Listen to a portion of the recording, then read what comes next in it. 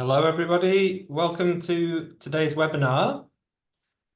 I see that plenty of you are joining, and I would like to give a warm welcome to today's webinar titled Shifting Paradigms, Fostering Sustainable Lifestyles and Rethinking Our Relationship with Nature.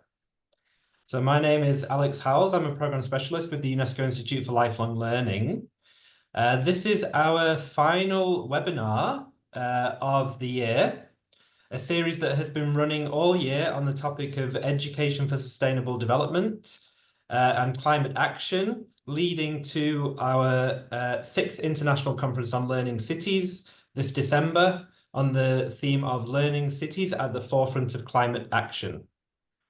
So the topic of today's webinar, again, for those of you joining, the title is Shifting Paradigms, Fostering Sustainable Lifestyles and Rethinking Our Relationship with Nature. This webinar is going to focus on fostering sustainable lifestyles and thinking in particular about engaging in conscious consumption, being mindful when sorting waste, paying attention to whether we are cycling or walking to work or school, and all these different ways in which we can live more sustainably. Because of course, these small actions and the ways in which we interact with nature play an important role in addressing climate change around the world. So in this context, there is a pressing need to develop a new ethical foundation for humanity's relationship with nature. So during today's session, we will consider how lifelong learning can be harnessed to promote sustainable consumption, the use of green mobility, responsible waste management, and an appreciation of natural resources. And I think that's something that's really important to remind ourselves about regularly living in cities. So the session will draw upon various other topics, various related topics, including how family learning, indigenous knowledge systems, and strengthened urban-rural understanding can foster sustainable living and ultimately help to redefine humanity's relationship with nature. During this webinar, the UNESCO Institute for Lifelong Learning will also launch the UNESCO Global Network of Learning Cities online collection of lifelong learning for climate action. So during this webinar, just a couple of technical points. First of all, the event will be recorded and then later shared on the UIL website if you would like to share within your networks. Please use the chat box for comments that you may have and the question and answer box, Q&A box, for any questions you have for the panelists specifically. We will do our best to respond to your questions throughout the webinar and to select some for the discussion later on. Interpretation is available in Arabic, English, French, Spanish, Korean, and Chinese. So we're very lucky with support from our partners to have all of these languages available. Please do use the interpretation function as needed, which you can see at the bottom of your screen, the little globe symbol. And yes, then without further ado, we'll move straight to our panelists, our speakers for today. We've got quite a variety. We'll first hear from the director of the UNESCO Institute for Lifelong Learning. Then we'll hear a presentation on ethical principles for building a just, sustainable, and peaceful global society from an organization based in Costa Rica. We will then hear about the collection on lifelong learning for climate action, which I mentioned, from my colleague here at the UNESCO Institute for Lifelong Learning, before learning city presentations from Wyndham in Australia and Hamburg here in Germany. We'll follow that with a short question and answer session before we close for today at 2 o'clock Central European Time. So with that, I am very happy to warmly welcome the director of the Institute, the UNESCO Institute for Lifelong Learning, Ms. Isabel Kempf. Thank you very much, Alex, and a really warm welcome to all participants. We are very happy that throughout this year, the UNESCO Learning Cities, experts from academia and international organizations, as well as many other interested participants, have come together in this webinar series to share experiences on fostering climate action in urban environments, and of course, through lifelong learning. A very, very warm thanks to all of you who have so actively participated in this series. As you know, education for sustainable development and climate actions are really priority areas for our work, and also of the very many learning cities in our network. I was myself a citizen in Bonn in one of the climate assemblies, and I found it very interesting with regard to sustainable transport. That studies showed that most of the transportation or going by car was actually for distances of below 3 kilometers, which really means, go to the bakery, shopping, bring your child to school. So for me, that really changed my way of thinking, of how to use transport, when to cycle. And it was a very important motivation for me to change my own way of going to school or to shopping. And it was a learning that I shared collectively with many other citizens in Bonn. So that, I think, was a very positive personal experience. Because really, we cannot overstate enough the urgency of climate action. It needs to be now. And it's also really affecting communities worldwide every day, as we see in the news, recently in Spain, the Philippines, many East Africa, many places in the world. And it's threatening not only our food security and water availability, but also really public health and economic stability.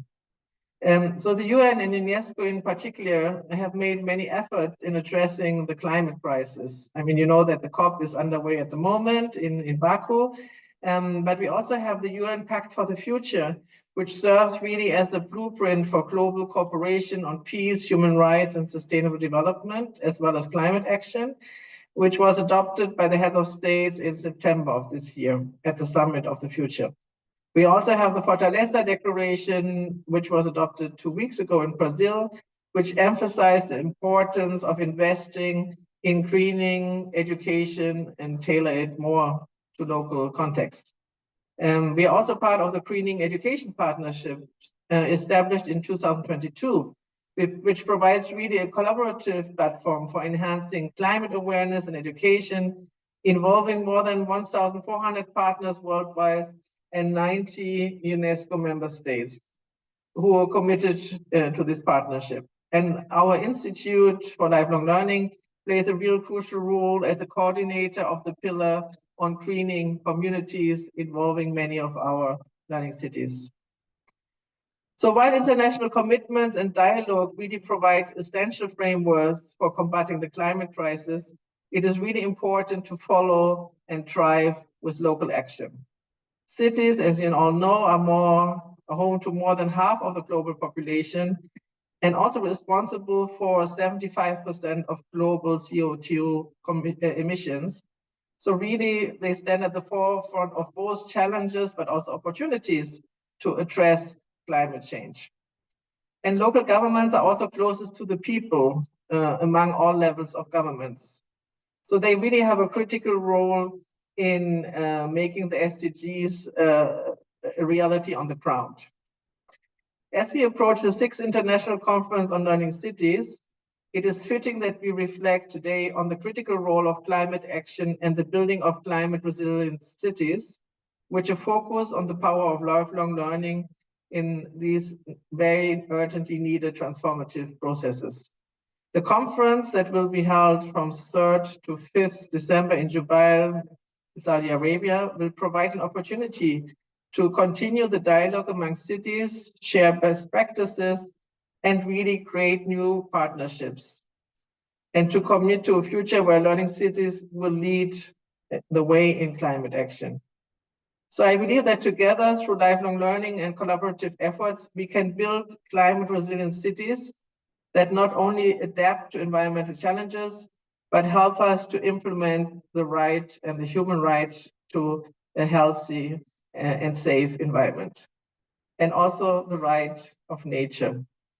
Thank you once again for your cooperation in this series, and we look forward to our continued collaboration on lifelong learning and climate action.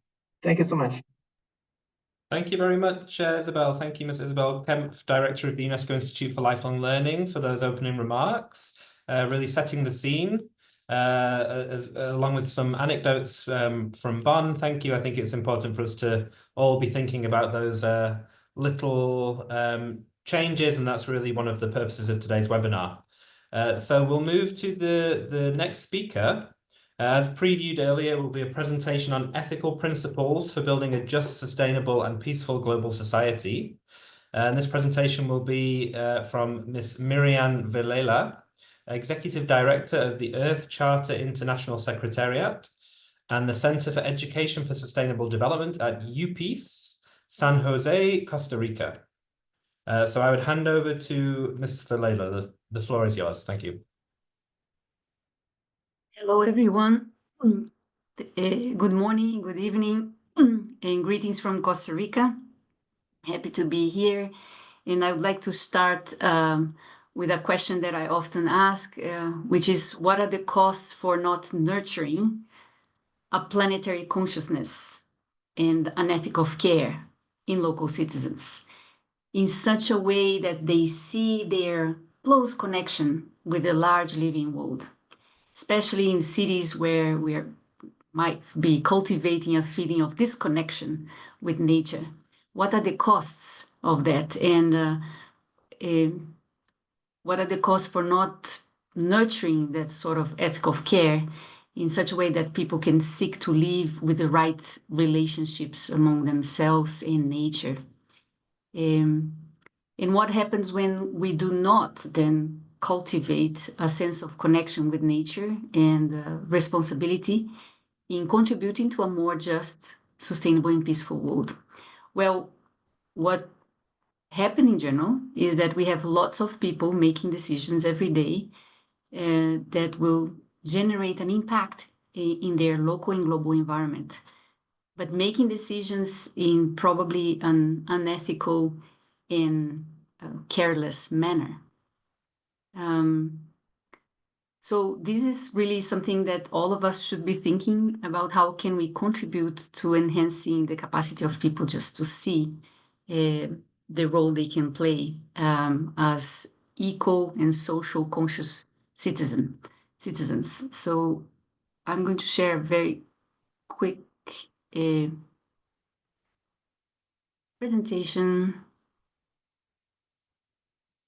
Let me know if you can see.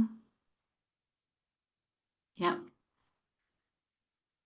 Okay, so I would like to start by sharing this image of 4 places in different parts of the world. These are places that I know, so I can speak more confidently. The first one in the upper left corner is São Paulo. It's one of the biggest cities in the world, as many of you might have heard, obviously full of concrete, and with about 12 to 8 million people living there in a concentrated area.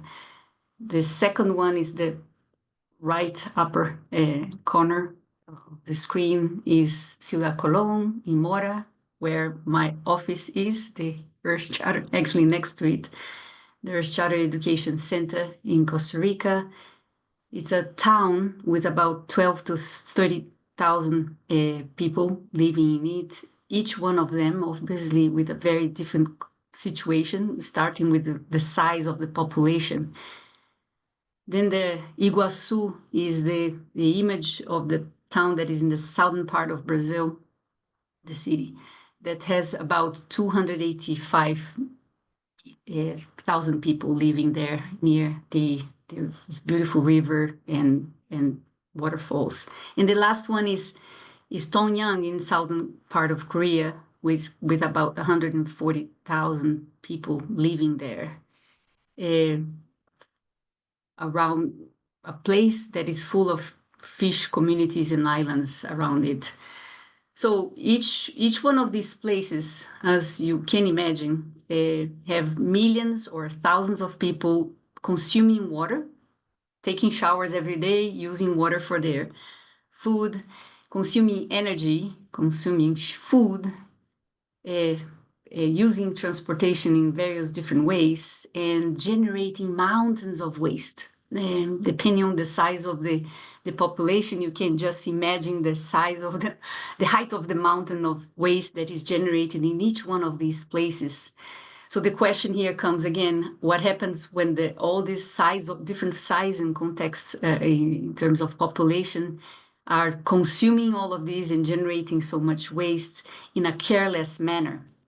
Hence the importance to foster an ethic of care, a consciousness and a sense of respect and responsibility with each of the decisions we make every day, what are the impacts it generates in such a way that we can move around our day making decisions as conscious local and global citizens. So I know a little bit or a lot of the efforts that these places or the towns that I shared here are doing to address that challenge. I mean, huge challenge, especially in São Paulo, of ensuring that to address all of these challenges in terms of water consumption, energy consumption, food consumption, waste management generation is not only in the hands of the local government, but it's something that is really expanded as a consciousness for all citizens. So in the city of São Paulo in Brazil, again, with nearly 18 million people, inhabitants living there, the city government of São Paulo established an education branch nearly 20 years ago called Uma Paz. And as part of that, they have a program that's called the Earth Charter in Action. And I find it quite fascinating that for nearly 2 decades, they have been working on that in terms of providing lifelong learning opportunities to local citizens to be better prepared to act as urban social environmental agents with this social ecological literacy and consciousness, understanding the importance to move around their day, making decisions that are mindful and ethical.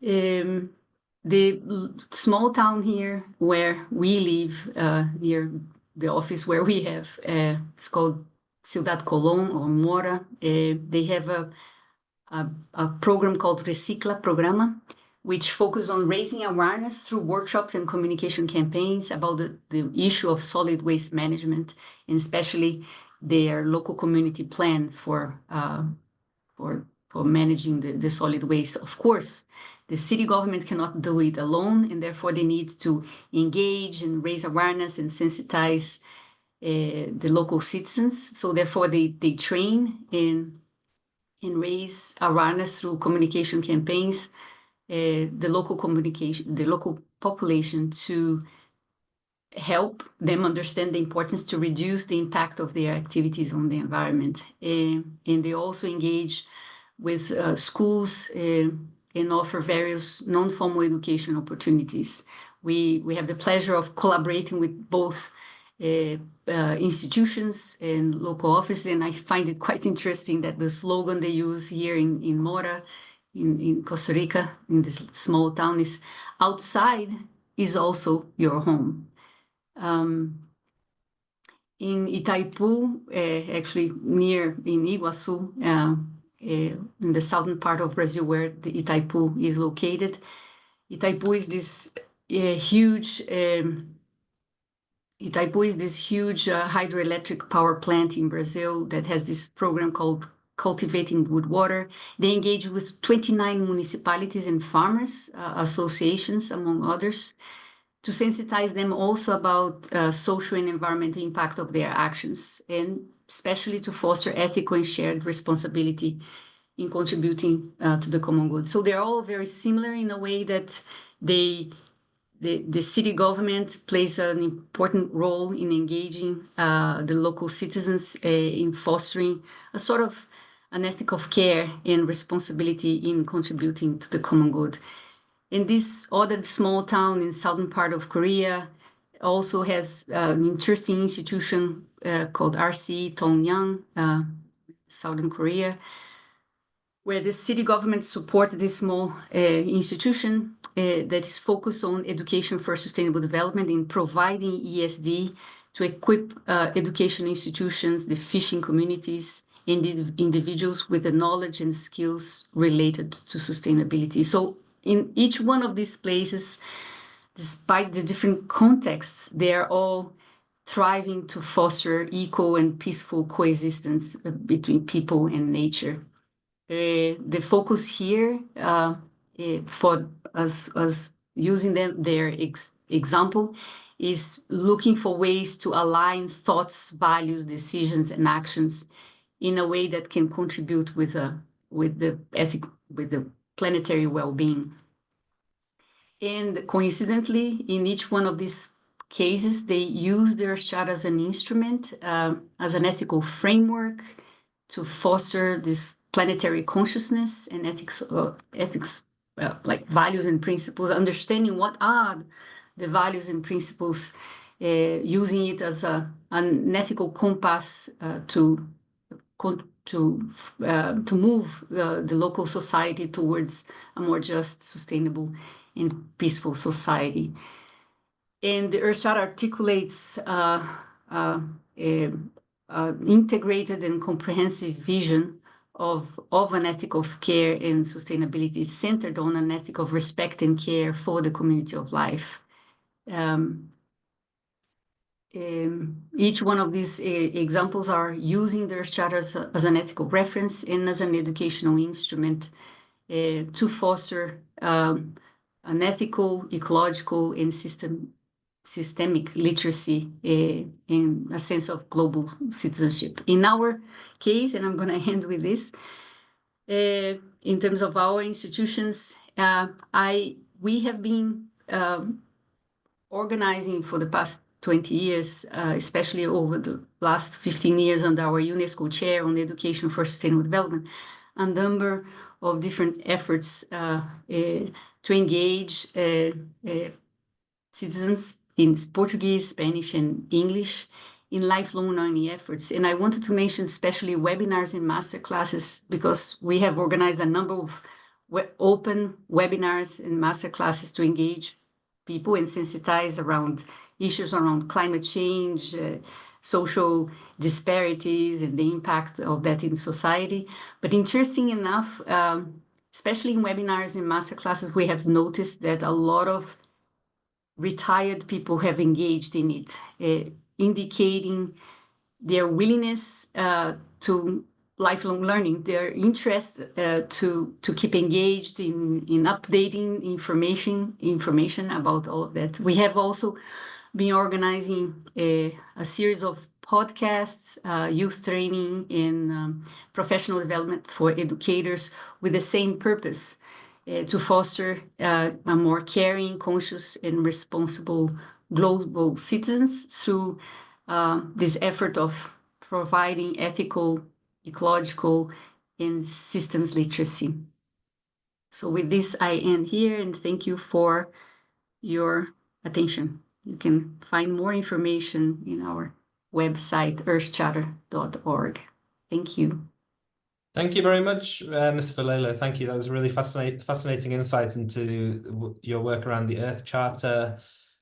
We would like to get into a bit of a discussion around that later on, but in the interest of time, I'll just move on quickly and hand over to my colleague, Ms. Edith Hammer, who those of you following this webinar series will know well. Edith will present the GNLC collection on lifelong learning for climate action. Over to you, Edith. Thank you. Thank you, Alex. Yes, it's my pleasure to introduce this new online collection that we've built. And to start with, we would like to show a brief video which provides you some good impressions of what the collection looks like. So I would ask my colleague Andrea to start the video.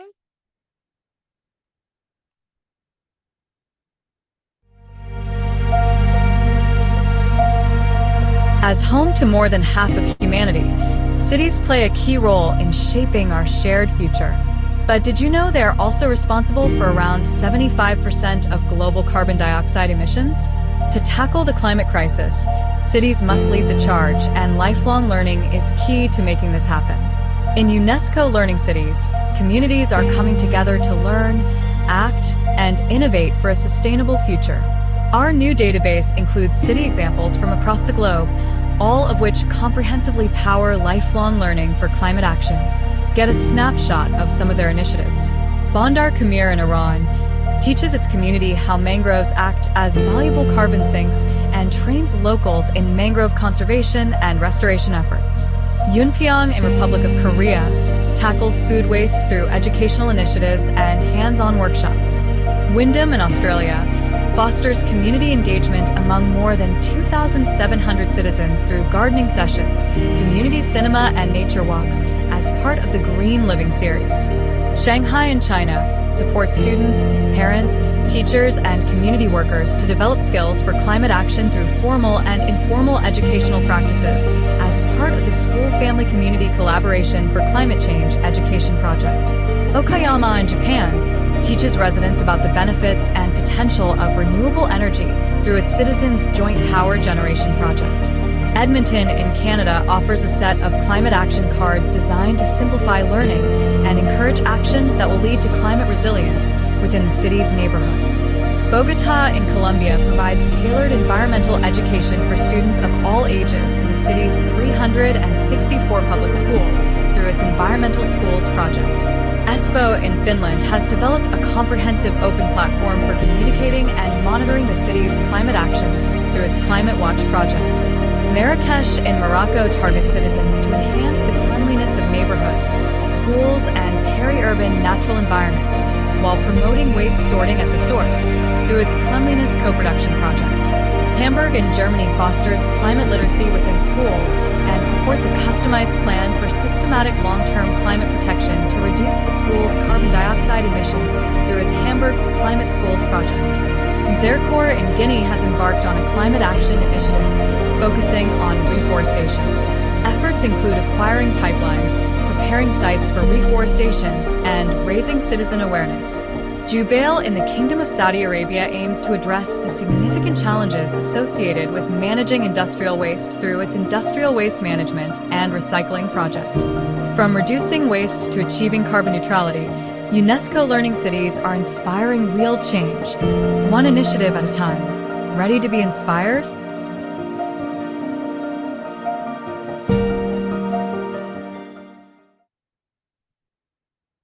Yes, thank you. So as you can see from the video, the collection showcases examples from 12 cities so far. That's the starting point. And they offer a comprehensive insight into how urban communities are leveraging lifelong learning to address the many challenges of climate action. And for each of the featured cities, you will find an in-depth overview of their strategic approaches to climate action.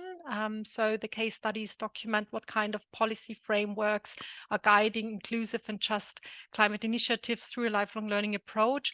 And additionally, we explore what kind of collaborative efforts are in place. So how city governments are working with different partners in their cities to drive meaningful change. And this is what we are very much promoting within the Global Network of Learning Cities, to establish a whole of city approach to climate change, to work in participatory ways with not only institutional stakeholders, but also with youth representatives, with indigenous people, building on the traditional knowledge and knowledge systems, to really have a high buy-in and integrated approaches.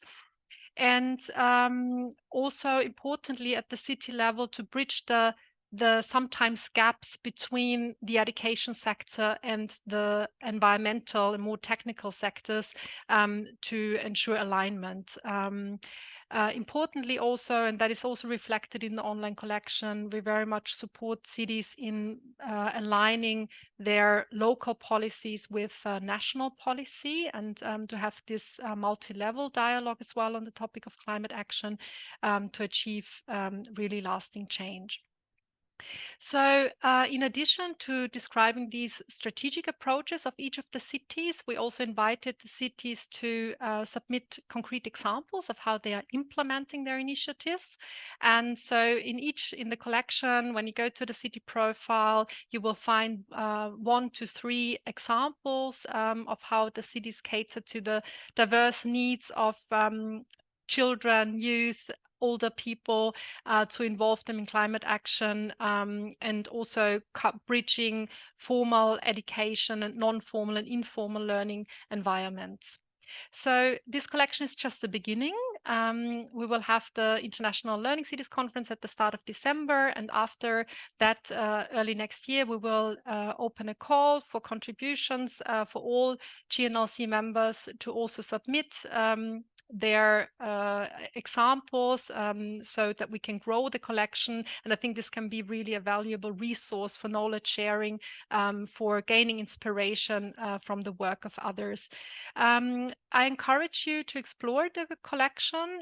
We have shared the link in the chat, so please also do share it within your networks on social media, so that we can really bring this to as many cities as possible. And before I end, I would like to extend a heartfelt thanks to all of those who have contributed to the collection, to the focal points of the 12 cities in particular. Your efforts are really instrumental in building climate resilient communities through education and collaboration. And so I would just wish you to enjoy and explore this exciting new resource. Thank you very much. Thank you, Edith. Thank you for that launch of the new collection. And before we move to our Learning City presentations, I would like to just kindly remind everybody to engage through the chat function. Also, please do submit questions using the Q&A option on Zoom, because we will have 10 or 15 minutes, if all goes well, for a question and answer session. And we would prefer those questions to come from you. So please do use the Q&A function.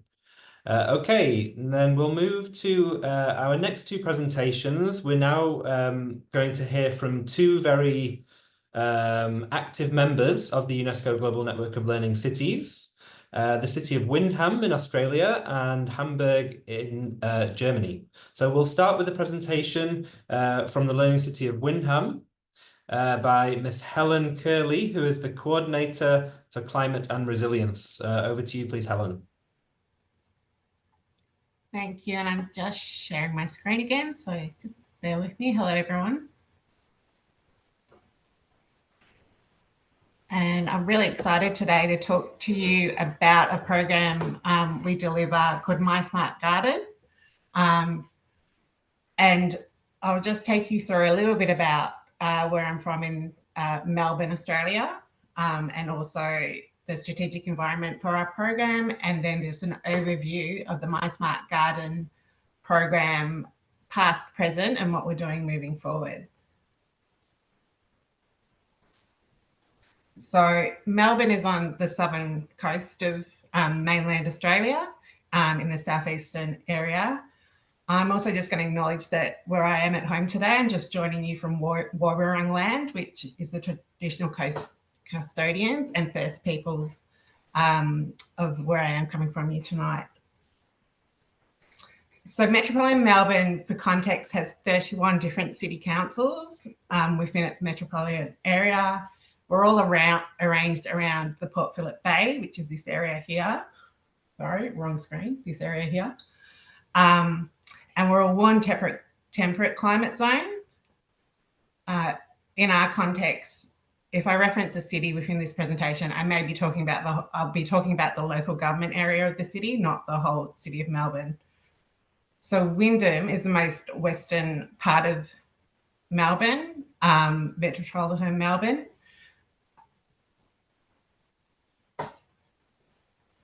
And our boundaries cover areas of urban, rural and coastal development, and we're totaling about 4,200 square kilometres.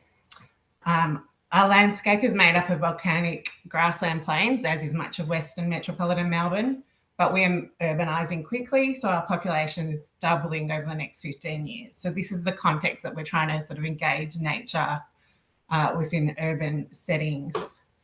Our strategic authority to act in this space is to document our learning community strategy and our resilient Wyndham strategy, which prepares our community for all kinds of shocks and stresses, including climate change and extreme weather events. Within Resilient Wyndham, the My Smart Garden program, which I'll talk to you about a bit more, sits within themes that address social cohesion, food security, as well as our environment. And within the context of My Smart Garden, there are similar strategies for all city councils across metropolitan Melbourne.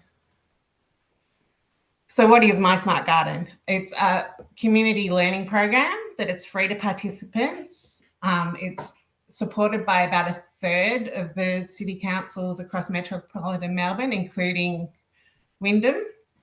It focuses on 5 themes: food, habitat, shelter, water and waste.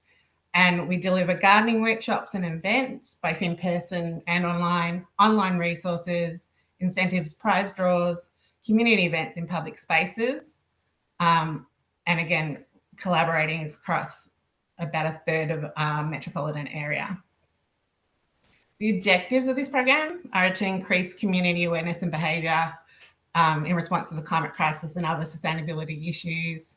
It's about tangible outcomes to reduce environmental impacts across different streams, so waste, energy, carbon emissions, and also to improve our local climates and microclimates and biodiversity. There's also a social lens to it and social capital, as I referenced within the Resilience Wyndham strategy. It has a focus on social connection and health outcomes as well. And we are very much a group of people leveraging off each other's skills and knowledge, as well as those within our community, our participants, presenters that we collaborate with, and other levels of government, as well as the not-for-profit and university sectors as well within this program. So the history of the program, it began in 2011 with just 2 city councils participating. By 2020, we had 6 councils participating, including Wyndham at this stage. 2022, we undertook a really strong evaluation, and which recognised that with now 8 city councils participating without a central coordinated programmer, we wouldn't be able to continue the program effectively just as it was becoming too big. So we completed the evaluation and formed the buy-in to employ a shared resource who now promotes a program across the 11 councils, as well as a governance structure. What the program has delivered so far and the value of it is that now that 1/3 of these metropolitan areas, including Wyndham, can now have a community that can access over 65 workshops annually, which is far more than what any single city council would be able to deliver by themselves. We can provide resources and programming of any kind for any kind of building type. So this is people living in high rises, apartments, and right through to houses with a substantial back garden or any kind of building in between, nature strip gardening, whatever amount of space you have to engage nature and gardening, we've got a resource and a workshop to support you. We have to limit ourselves to housing types within the same climatic zone and ecosystems. We have been invited to expand the program to nearby city councils. However, they're in different ecosystems and different climatic zones, so the resources aren't appropriate. However, it's still a localised program. And we really want to make sure the information we provide around attracting local biodiversity through plantings, food growing and local connections are relevant to our communities and our participants. The program also allows for the community to engage, and most importantly, really directly with the environment and in nature, no matter how much space or private space they have. there's an option that they're able to engage with here.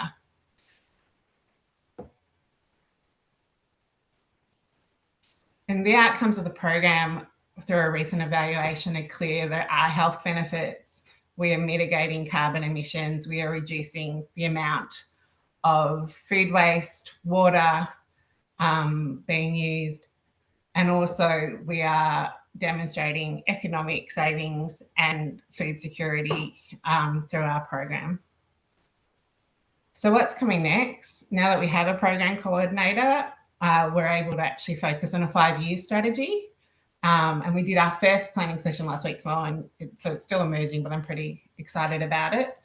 There's further, what we're focusing on in the key themes is further integration of traditional custodians' knowledge into the programming and into the workshops, highlighting food security and health outcomes further within the program and the value of the program internally, but also to our communities and participants. And this is largely as cost of living stresses are continuing to affect different parts of our community. And really proactively recruit those other 20 or so city councils within our metropolitan area to really ensure the program has longevity and growth moving forward. I'll leave it there and pass on to the next one. But if you would like to have a closer look at the program, this is my Smart Garden website at the end, or feel free to reach out through the network. Thank you very much, Helen. Thank you from the City of Windham, Australia. That was a really interesting presentation and an initiative.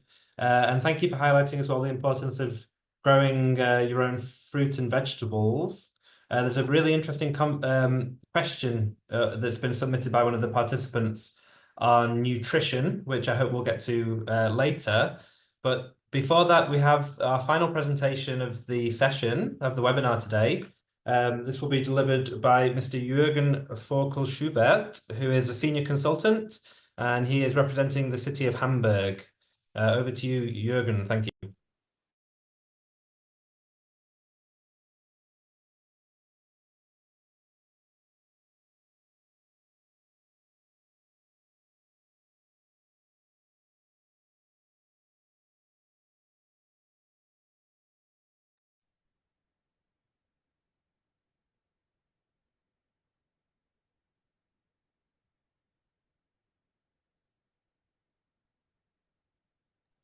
Yeah, thank you for the invitation.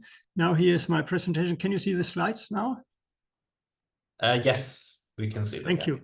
So I'm from Hamburg in Germany. I will give a presentation about the city of Hamburg, although it's a very nice green and blue city, but I will show you one of our tools in the field of climate education. It's the so-called the Hamburg Climate Scale that we developed here in Hamburg.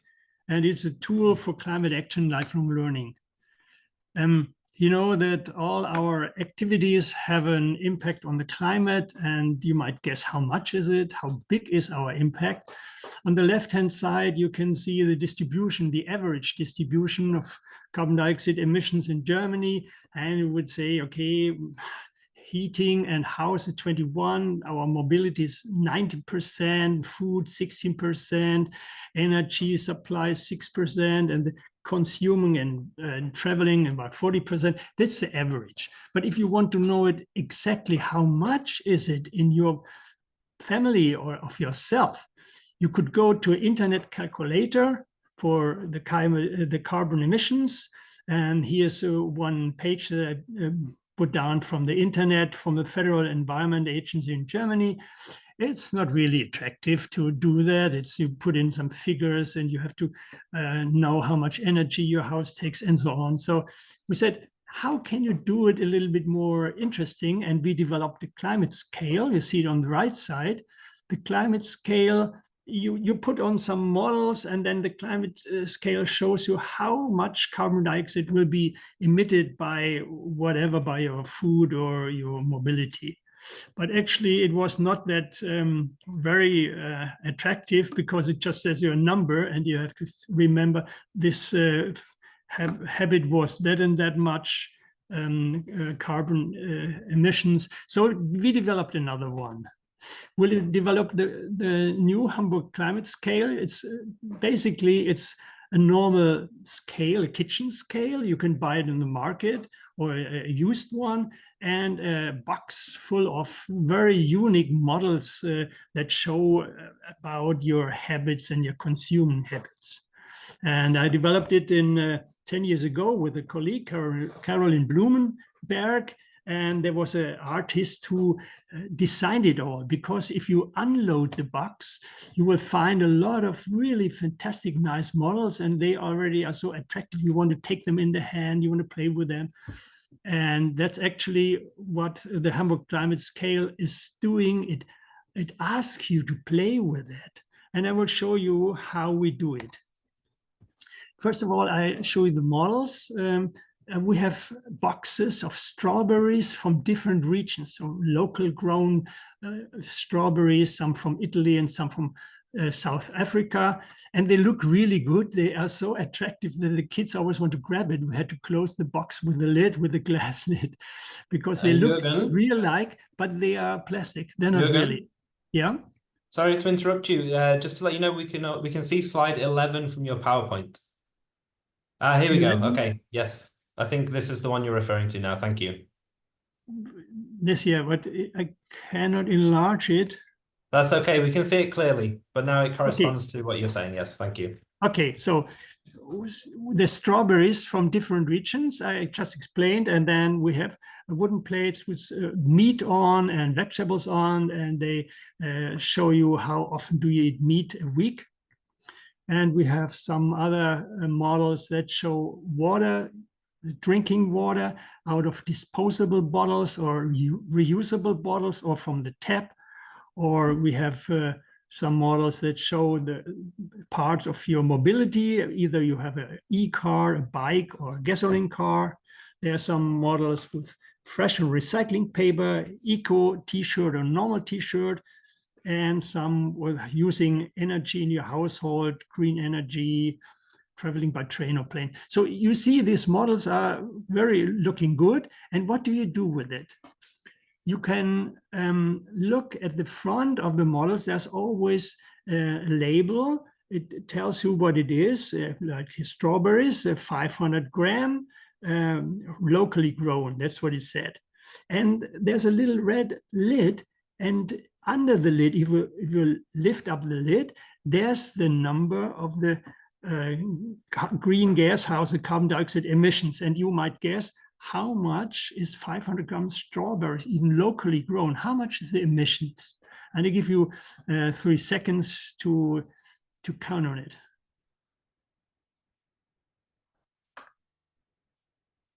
Yeah, it's 100 gram. You wouldn't believe it. 100 gram local grown strawberries. It's because you have to pick it, you have to transport it, you have to put fertilizers on them, and so on. So this all adds up to 100 gram of emissions. It's just unbelievable, you think. But if you look at strawberries that are transported by truck from Italy to Hamburg, it's already 300 gram, 0.3, or by airplane from South Africa, it's 17.5 kilogram of carbon dioxide that they are emitted by transporting these strawberries from Italy. So it's amazing. A lot of people say, I can't believe it.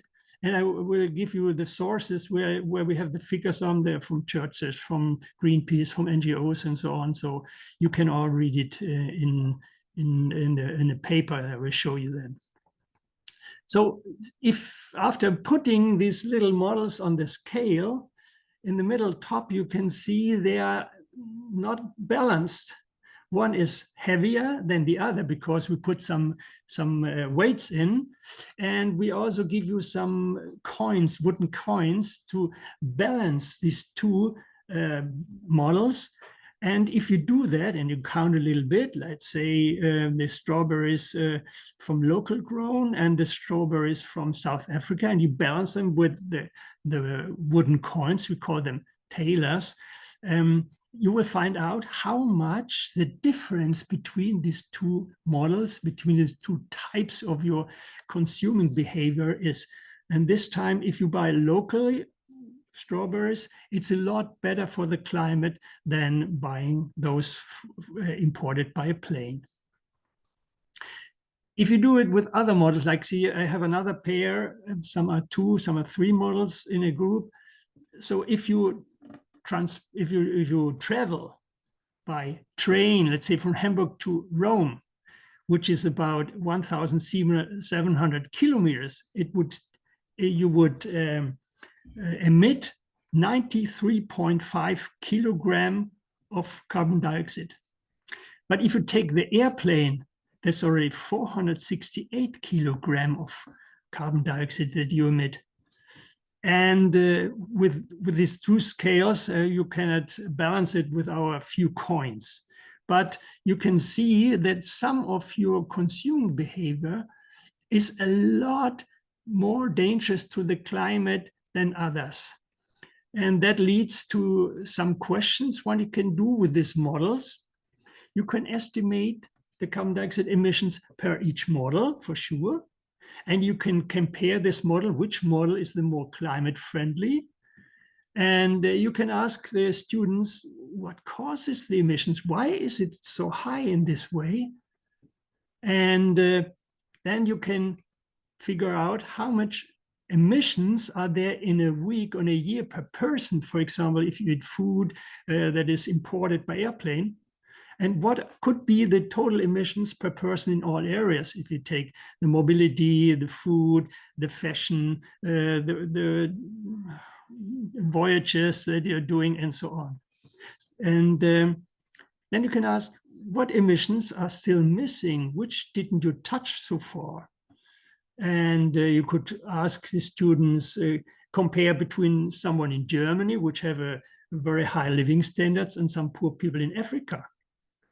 And you could also ask which behavioral changes will be easy for me to do, what could I change easily and what would be very difficult.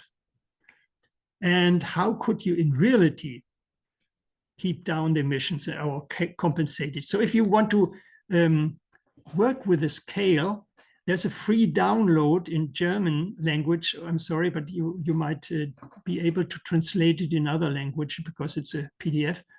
It's written down here. You can get it.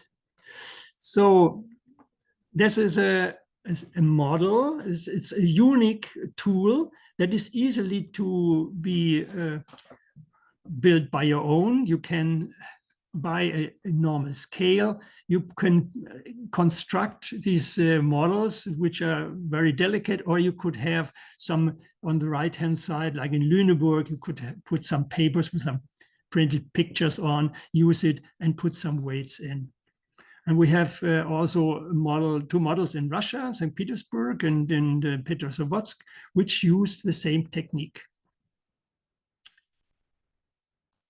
And the last picture I will show you is, I would suggest to have more fun in education, because climate is always so full of fears. Climate change always brings fear to the people. So if you play with the climate scale, the kids like it, they enjoy it. They say, okay, I want to reduce my emissions.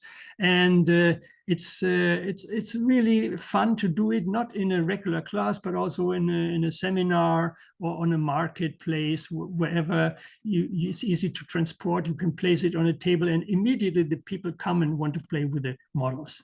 And there are also on the right-hand side some really big climate scales. They look a bit different, but they are open air, and the people who just are passing by can play with it. So there are a lot of possibilities playing with climate scales. So I recommend to maybe to develop your own, or to download our material and then to use it.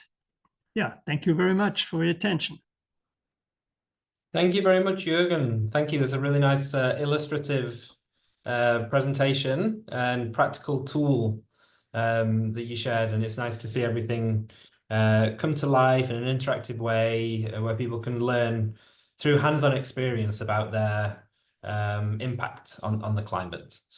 So thank you very much for that. We now have just a few minutes for the question and answer session, not very long, but I'd like to pick out 2 questions from the Q&A submitted by attendees of the webinar today. One, which I mentioned earlier, linking to the presentation from Windham, but I'm sure the other speakers would have something to say on this. It's rather a request to understand how learning cities are tackling nutrition and delivery transformations linked to SDG 2, so Sustainable Development Goal 2 on zero hunger and promoting sustainable agriculture. So how are learning cities tackling challenges around nutrition? Are they ensuring adequate professional capacity for nutrition delivery and research? So thinking about our relationship with nature, would any of the speakers, sure, maybe Helen, your presentation addressed this quite significantly, but would any of the other speakers like to jump in with a point on nutrition in learning cities? I'll open the floor to the speakers. I can speak a little bit to Wyndham's experience in this space in food security.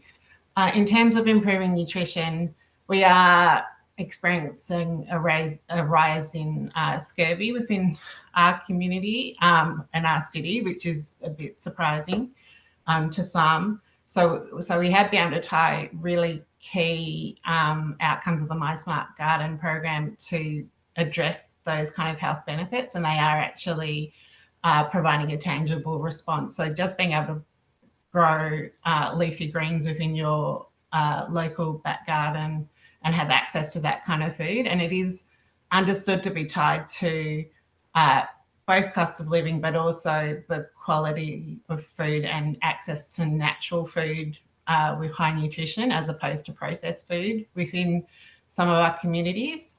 So really being able to demonstrate a connection there has been embedded within My Smart Garden specifically. The other aspect of the program and broader programs across the Green Living series that City of Wyndham provides is also supporting culturally appropriate food being grown locally. We have 156 different nationalities, and most of our residents have lived in the city for less than 5 years and have come from different parts of the world or different parts of the city or different parts of the country. So they're dealing with a different natural landscape, but also a different food system and supplies within their local shopping centres and things like that as well. So we have a real focus on supporting culturally appropriate crops being grown locally, either through our community gardens, through private gardens, through upskilling programs or workshops such as My Smart Garden, and peer-to-peer learning, so partnering local gardeners with new gardeners to understand how crops can be grown in a new natural environment or a climatic context. Yeah. Thank you very much, Helen, for that very precise answer to the question. I would also highlight the information in Jürgen's presentation on the impact of growing food locally compared to importing food. All of that obviously central to questions on nutrition. I don't know if Jürgen, you wanted to add something on that, but then I would have a separate question from the Q&A for Ms. Vilela to finish the webinar. Go on with the question, please. On nutrition and specifically in relation to Sustainable Development Goal 2 on zero hunger, promoting sustainable agriculture in learning cities. No, I said, please take the question from the audience. Okay. Oh, sorry. Okay, no problem. I would mention as well that the collection of practices that Edith presented earlier also features the case from Hamburg, just to make that link. So the final question, and I was going to, if fine with you, direct this to Ms. Vilela, who perhaps has a more global perspective through the work of the Earth Charter. One of the participants mentions that there are lots of learning programs for local people in place in their particular context, but seemingly a lack of programs for decision makers. on climate action, on strengthening the relationship with nature, particularly in an urban context. So would you have anything in relation to your work that you would point to, or any reflections on the importance of programs for decision makers? Thank you. Thank you, Alex. Well, I think I answered that question in written way, but I think there is indeed a serious need of professional development or training for decision makers on these issues. And I think there are many people doing that, probably not enough, because if we had a lot, we wouldn't have the world as it is, I would say. In our particular case, we focus on youth and educators. We think they are currently, to a certain extent, decision makers, and certainly young people around nearly to 25 years old, 20 years old, are going to be future decision makers too. So we want to ensure that they are sensitized, aware, have enhanced capacity to be ethical leaders committed to the vision of sustainability. And we use, of course, the Earthshot as an instrument to expand consciousness on that. And I saw a question also regarding the online certificate on ESD. Basically, the purpose is similar, is to enhance the capacity of educators in different kinds of education settings, to infuse the vision of sustainability through the values and principles of the Earth Charter into their sphere of work and action. We have also actually with UNESCO provided a professional development for policymakers inside the ministries of education on ESD and the importance of developing national policies on education for sustainable development with a broad, integrated approach. I mean, we have done that at least in the region of Central America. Thank you. And one last thing. So we also actually have been, over the past 7 years, have offered courses for decision makers in the field of business. So I think in terms of ensuring that small and big companies have always one or two or various business officials that have embedded this broad, comprehensive vision of sustainability as articulated in their charter. So we do have a business and ethics in sustainability course. Thank you.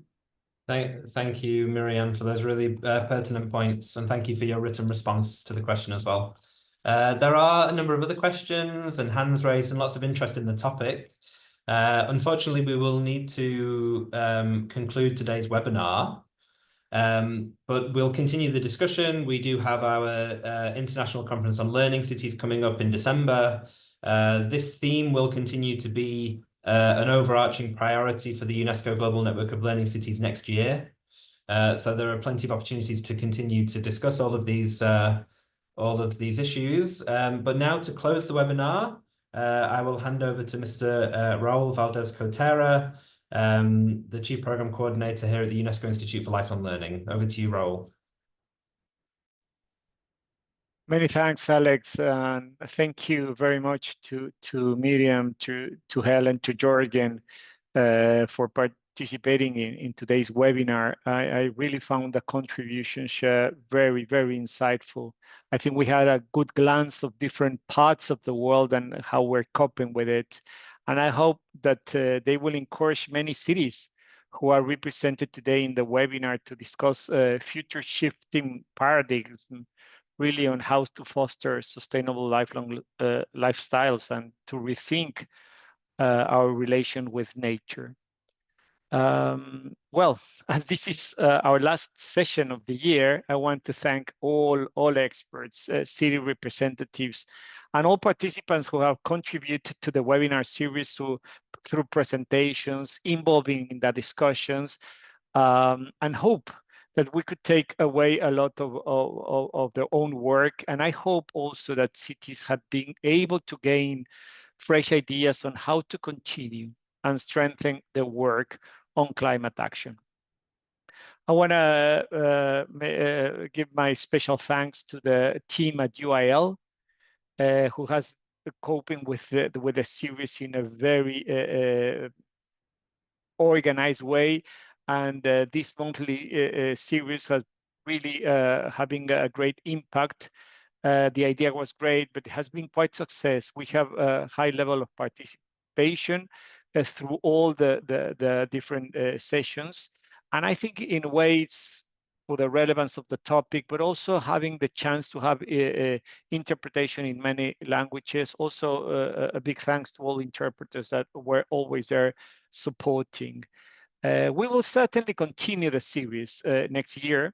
We will do it monthly, on a monthly basis, and for that we will share a specific schedule to all of you at the beginning of next year, so you can be ready to participate, to think in the topic that is more relevant for learning more, or even presenting your own experience.